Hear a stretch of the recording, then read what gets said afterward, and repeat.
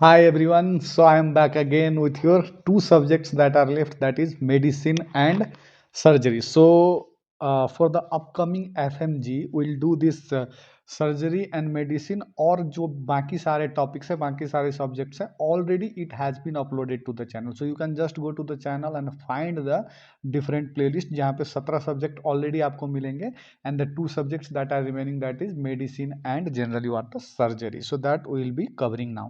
सो चलिए शुरू करते हैं मेडिसिन को, and will start with generally this is nothing but all of you know, जो जितने भी पुराने व्यूअर्स हैं मेरे, they all know that I generally use the FMG solutions by doctor Deepak मारवा.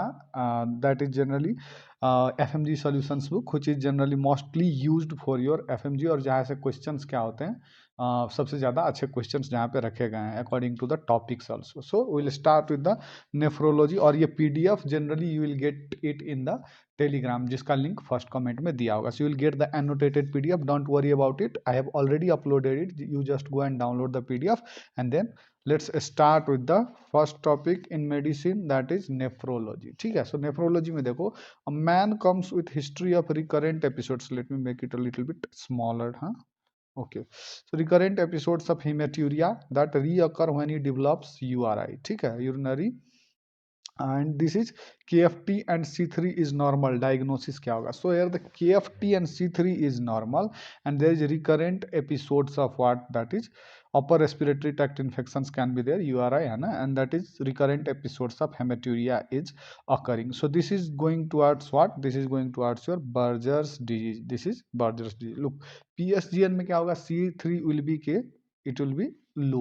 यहाँ पे क्या है? C3 is normal, C3 normal है, तो this is going to answer Berger's disease, that is IgA nephropathy. ठीक है, एक बर्जर्स डिजीज होता है और एक होता है Buerger's disease, that is nothing but thromboangiitis obliterans. वो आपको पता है, डिफरेंट चीजें हैं. ठीक है, यहाँ पे देखो, क्रिसेंट्रिक ग्लोमेरुलोनेफ्राइटिस में there will be low C3 level, and in nephrolithiasis there will be renal colic, और that is colicky pain. Nephrolithiasis यानी कि किडनी स्टोन, सो वहां तो जा ही नहीं रहा.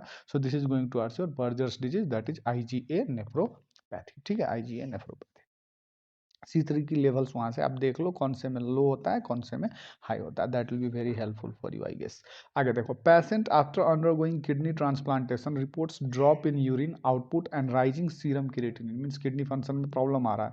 Which of the following is responsible for the graft failure. So सीधा ही अगर पूछ देता तो भी चलता, बट आजकल क्या है कि क्लिनिकल बनाने में क्वेश्चन को ज़्यादा ध्यान देते हैं वो लोग. So this is responsible for graft failure. ये जनरली अगर डायरेक्ट पूछता तो that would have been a question of immunology. ठीक है, इम्यूनोलॉजी और पैथोलॉजी का क्वेश्चन होता वो. सो यहाँ पे देखो, most common cause of graft failure in post kidney transplantation patient generally क्या होता है? CMV. और ये स्लाइड देख के भी आपको ऑल आई अपीयरेंस यहाँ पे नजर आ रहा है. So this is owl eye appearance and that is going to answer CMV. So that we have done it our pathology और immunology portions also. So next let's do a little bit more. ये generally आपके जो rapid revision वाला note है वहाँ पे ये दिया हुआ है, सो वो वहाँ से पूरा उठा के कर लेते हैं. That will be giving us generally full complete sense of क्या था, रिवीजन. सो यहाँ देखो, opportunistic infections post kidney transplant patient में अगर देखा जाए तो generally peri transplant, that is less than 1 months में क्या होगा? वुंड इन्फेक्शन, MRSA इन्फेक्शन होगा, herpes simplex, oral candidiasis and UTIs will be there. Next, early 1 to 6 months में P0 that is pneumocystis jirovecii and CMV, that is जो हमने अभी पढ़ा हुआ है, CMV cytomegalovirus. On urine microscopic examination presence of basophilic inclusion body in cytoplasm and nucleus, that is alloy inclusions. HBV, HCV, Legionella and Crater. After generally 6 months, there can be fungus, generally infections like Aspergillus, Nocardia, polyoma, that is BK virus infection, and a special microscopic finding there will be decoy cells. Just remember this point, decoy cells. HBV, HCV or herpes zoster. ठीक है, HBV, HCV and herpes zoster. You must remember this. So this is CMV, cytomegalovirus.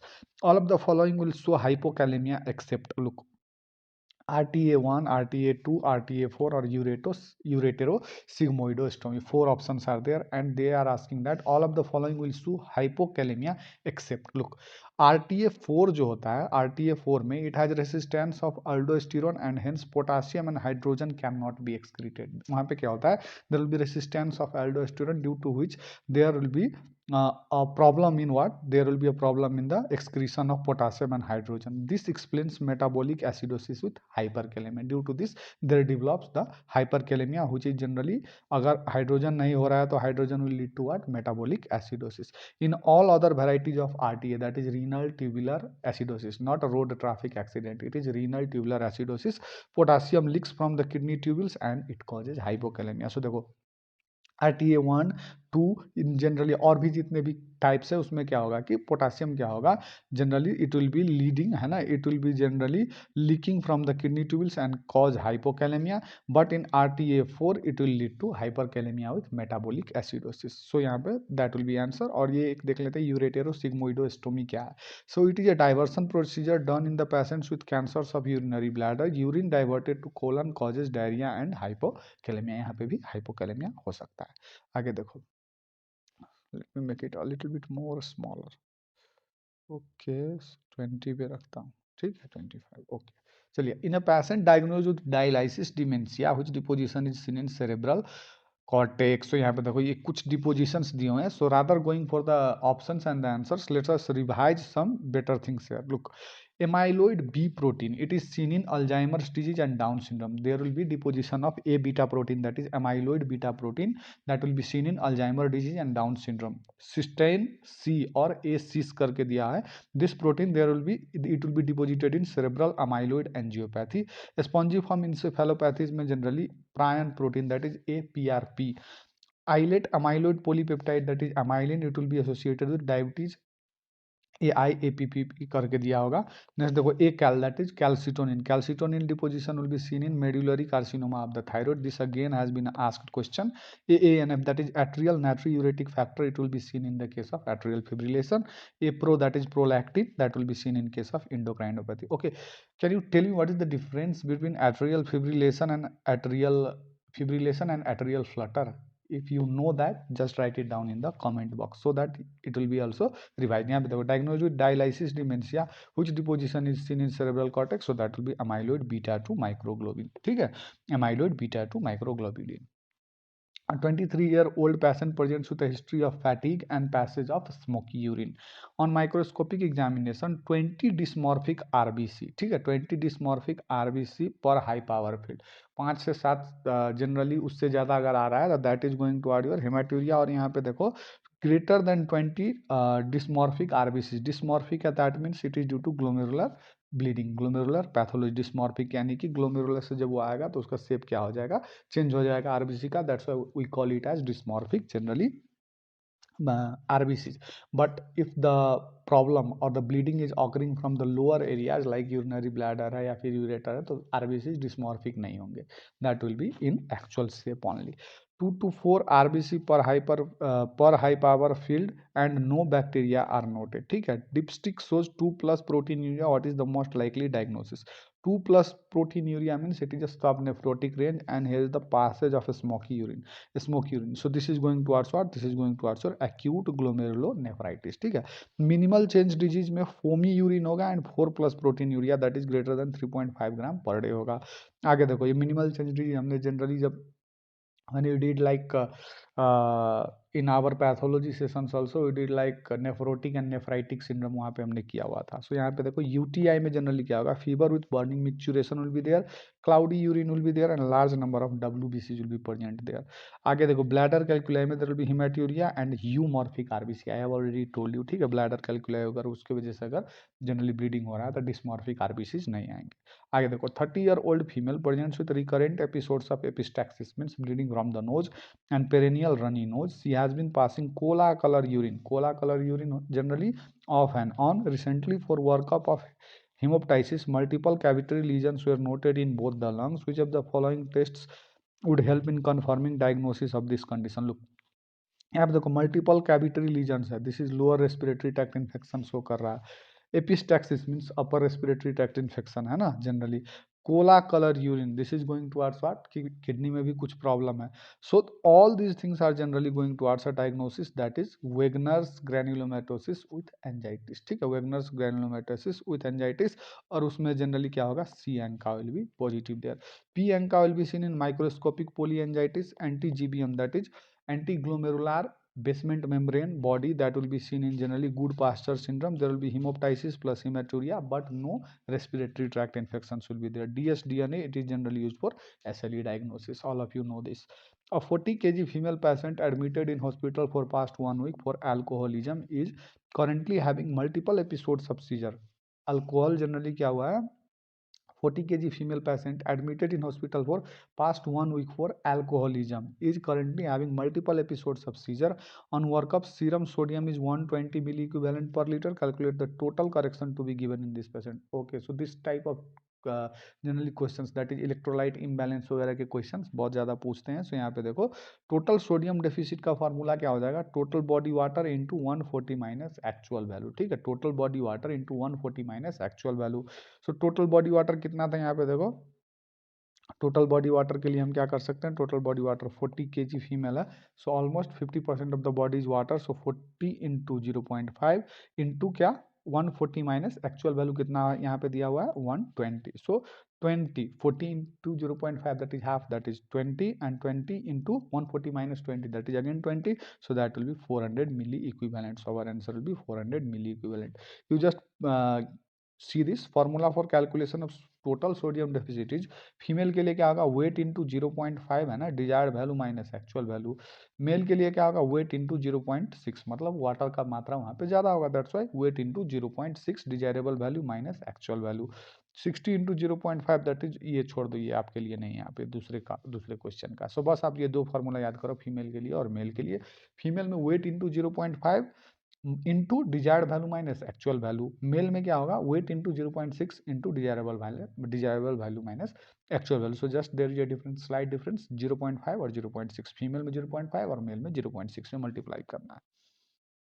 ये दूसरे question का, don't give any emphasis on this. ठीक है, अ 20-year-old patient developed URTI, upper respiratory tract infection, and 10 days later presents with periorbital edema with RBC in urine and 800 mg protein per gram of urinary creatinine. ठीक है, creatinine, urinary creatinine, BP is 140 by 90 mmHg and C3 levels are reduced. So just pay attention to this C3. First question में मैंने आपको बताया था कहाँ कहाँ C3 कम हो सकता है. C3 का लेवल जनरली कहाँ कहाँ कम हो सकता है, देखो ये PSGN में भी देयर इज लो C3. ठीक है, there is low C3 in PSGN, post streptococcal glomerulonephritis, and URTI दे रहा है. So that is suggesting us of PSGN. Anti DNase antibodies present, this is going to answer PSGN. Patient presents with hemoptysis and hematuria, anti-GBM antibody. So anti-GBM antibody, this is going to answer good pasture syndrome, हमने ऊपर ही किया था. आगे चलिए. अ 50-year-old patient presents with palpitations, episodic headache and sweating episodes. Workup shows a small left-sided suprarenal mass है generally. And which of the following, suprarenal gland कौन सा होता है, do you know or not? Suprarenal gland, that is nothing but adrenal gland. Which of the following would be done for confirmation? So देखो, adrenal gland, suprarenal mass यानी कि adrenal में कुछ mass दिख रहा है. So this is going to answer pheochromocytoma, क्योंकि यहाँ पे देखो palpitations भी है, episodic headache भी है, and sweating episodes भी है. So this is going to answer pheochromocytoma. And here which of the following would be done for confirmation, confirmatory test के लिए, pheochromocytoma के confirmatory test के लिए, this is the recent 2022 question. You will do urinary vanillin Mandelic acid levels will be used for the diagnosis. Blood 5-H1 HIAA levels will be done for generally carcinoid tumor. Diagnosis of pheochromocytoma के लिए plasma फ्रैक्शनेटेड मेटानेफ्रिन. सबसे पहले the first देखो, तीन चीजें होती हैं यहाँ पे, सबसे ज्यादा ध्यान दो. अगर क्वेश्चन में दिया हुआ है प्लाज्मा फ्रैक्शनेटेड, ऑप्शन में है metanephrine, just go with it, first choice. अगर ये नहीं है then go with urinary free metanephrine. If that is also not present, then go with urinary vanillyl mandelic acid. यहाँ पे दोनों नहीं था, that's why we chose urinary vanillyl mandelic acid level. Best answer will be plasma fractionated metanephrine. If it is not present, go for urinary free metanephrine, and if that is also not present, then go with this. यहाँ पे देखो urine myoglobin यहाँ पे मतलब नहीं बनता है. Stool trypsin levels to confirm generally pancreatic exocrine insufficiency. This is not related to pheochromocytoma. Stool trypsin levels can be checked in pancreatic exocrine insufficiency. A 35-year-old female presented with a 1 year history of neglected dysuria, painful urination, hesitancy, suprapubic pain, and intermittent hematuria. Intermittent hematuria is also there. Comment on the diagnosis with the help of this X-ray pelvis. यहाँ पे देखो, this is nothing but the stone in the bladder. So this is bladder stone. Prostate calcification में यहाँ पे क्या होगा? Minimal calcification. It is seen on X-ray. Bladder cancer में it requires cystoscopy with biopsy. It cannot be seen on X-ray. Womb stone में generally क्या होगा? Calcified fibroid and seen in post menopausal women में होगा. A 3-year-old child presents with periorbital edema, foamy urine, dipstick examination of urine, है ना. देखो सबसे पहले तो 3-year-old child है ना, 3-year-old it is going to ask your generally 3-year-old child और जनरली क्या बता रहा है? पेरीऑर्बिटल इडीमा है, फोमी यूरिन है. So this is going to answer nephrotic rather than nephritic. So वहाँ पे क्या होता है? फोमी यूरिन होता है एंड दिस इज जनरली अगर बच्चे में है तो that is minimal change disease. So this is prednisolone will be the best answer है. प्रेडनी सोलोन that is steroids है ना. An elderly patient presents with signs of moderate dehydration and urine osmolality is found to be extremely low. Which of the following is possible etiology? So moderate dehydration and urine osmolality is found to be extremely low. So this is going to also diabetes insipidus. ठीक है, diabetes insipidus. Look, in case of moderate dehydration, urine osmolality should be increased. Generally, it should be increased and urine should be concentrated.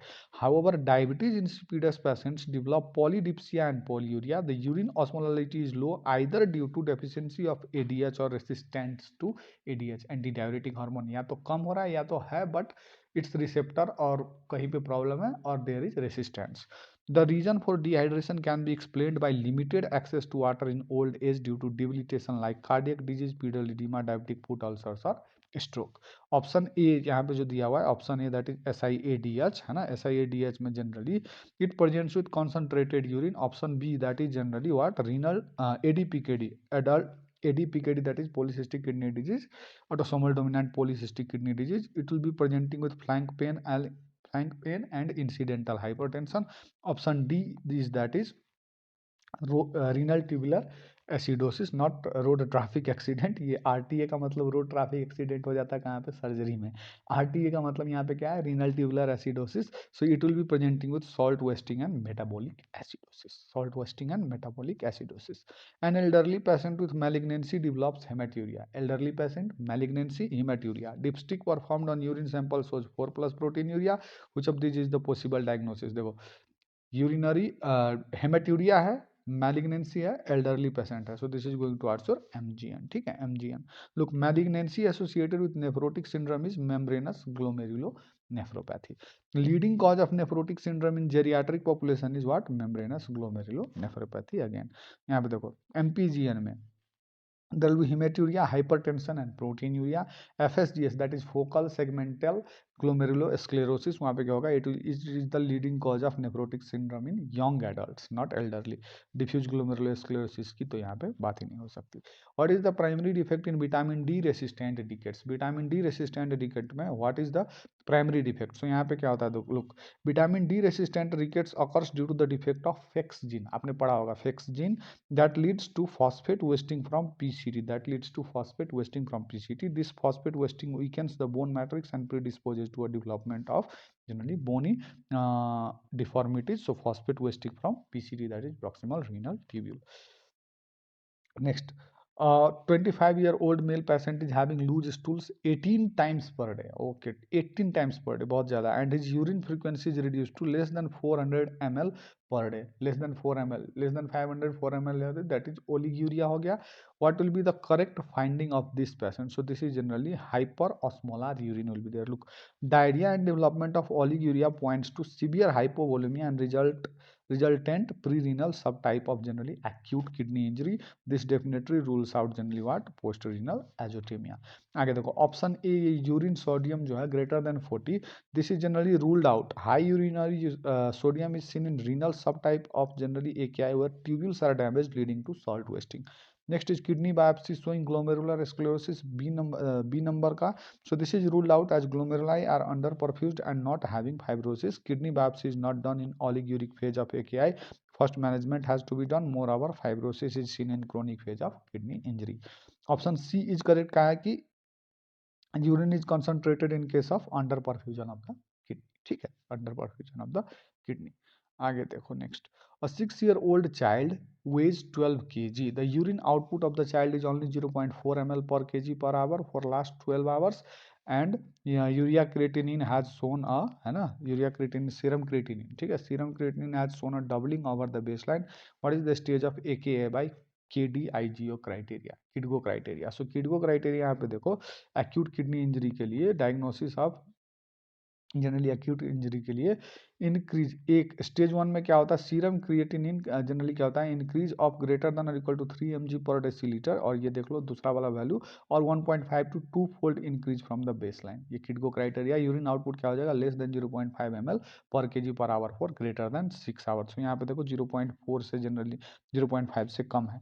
आगे देखो next, greater than 2 to 3 fold increase from the baseline and less than 0.5 ml per kg per hour for greater than 12 hours, so this 12 kg का है, 12 hours भी है, so this is going to answer stage 2। Stage 3 में क्या होगा, greater than 3 fold increase from the baseline और increase of greater than 4 greater than और equal to 4 mg पर डेसीलीटर, है ना, with an acute increase of at least 0.5 mg, acute increase of at least 0.5 mg per dl, and this is generally less than 0.3 ml per kg per hour for 24 hour or anuria for generally 12 hours, so this is generally going to answer stage 2। आगे देखो, a girl is having honey crust lesions on face which was diagnosed by her paediatrician as impetigo, ये तो आपने कहाँ पे Honey crust legion impetigo ये आपने कहाँ पर किया है, that you have done in your dermatology also. She has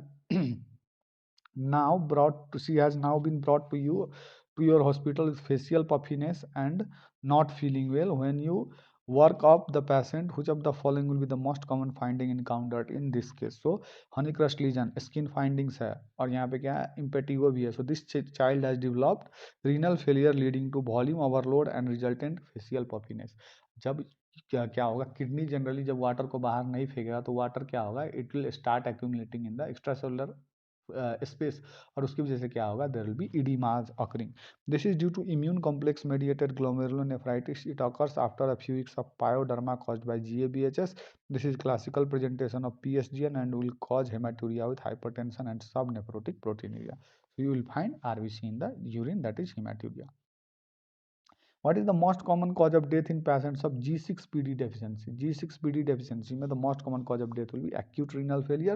The most serious threat in adult patients of G6PD is development of acute renal failure. In G6PD, acute hemolytic anemia episodes occur due to exposure to fava beans, infections and drugs. Due to intravascular hemolysis, hemoglobinuria occurs and causes tubular blockage. The patient passes dark urine and develops jaundice. The peripheral smear shows bite cells and supravital stain reveals hinge bodies. Sequestration crisis is encountered in generally sickle cell anemia। ये देखो sequestration crisis, this is seen in sickle cell anemia SCA।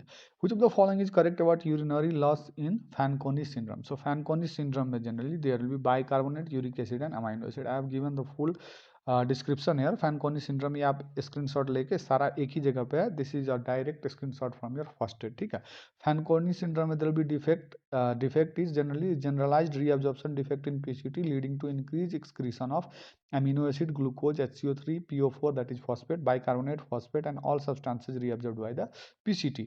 Effect क्या होगा, metabolic acidosis that is proximal renal tubular acidosis भी इसको कहते हैं, hypophosphataemia and hypokalaemia will be seen here.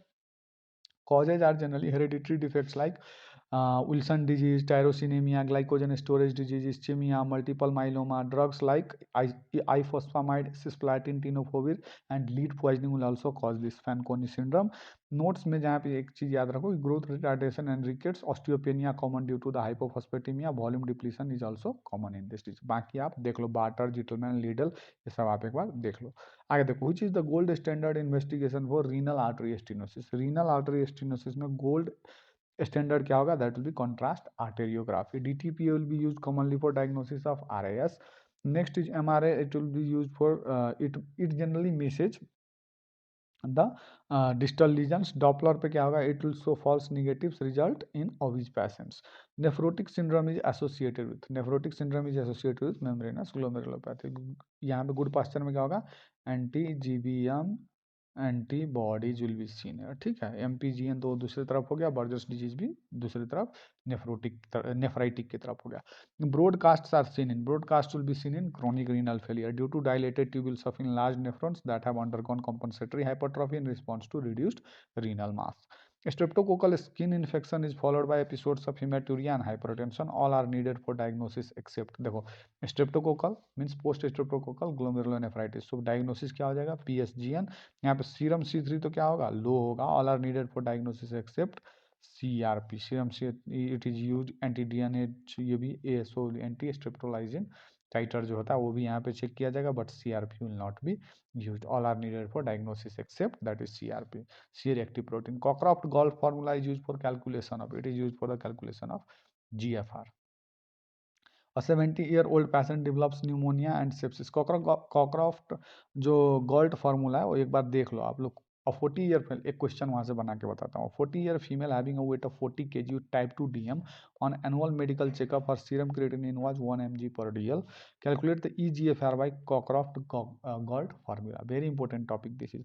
EGFR का formula क्या होता है, 140 minus age into weight by 72 into serum creatine. So look 140, 140, okay okay, weight weight weight weight, so 140, 140 और जितना एज, कितना है age is 40 year, female having 40 kg, so 140 minus 40 into weight कितना है, वेट भी 40 है, so 40 divided by 72 into what, serum creatinine that is 1, so that is 55. So Cockcroft Gault formula tends to underestimate the GFR of the patient specially in patients with low body weight. So low body weight के लिए कॉकरॉफ्ट Gault formula में हम generally नहीं जाएंगे। This formula is valid for male patient, in female the formula will be 0.85 into 140 minus 40 into 40/72 minus 1, बस यहाँ पे change कर देना है, 0.85 से इसको मल्टीप्लाई कर देना, ठीक है, 0.85 से इसको मल्टीप्लाई कर देना। A 70-year-old patient develops pneumonia and sepsis and has renal failure with BP 70/50. Best drug used is, so best drug used will be here will be norepinephrine, ठीक है, norepinephrine. कुछ और क्वेश्चन है, will not go to those questions, we have done already all the past year questions, PYQs have been covered. बस ये question आप एक बार, ये एक्स्ट्रा क्वेश्चन है, बस एक बार आप देख लेना बस इसको, ठीक है। If you just see it once कि एक बार करा ही दूँ, लेट्स डू इट.